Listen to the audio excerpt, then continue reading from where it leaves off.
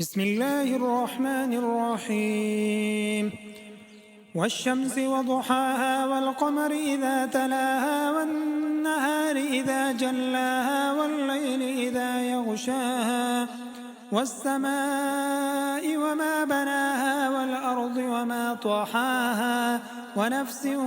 وما سواها فألهمها فجورها وتقواها قد أفلح من زكاها وقد خاب من دساها كذبت ثمود بطغواها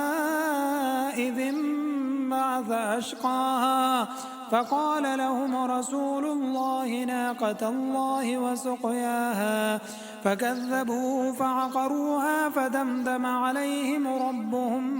بذنبهم فسواها ولا يخاف عقباها.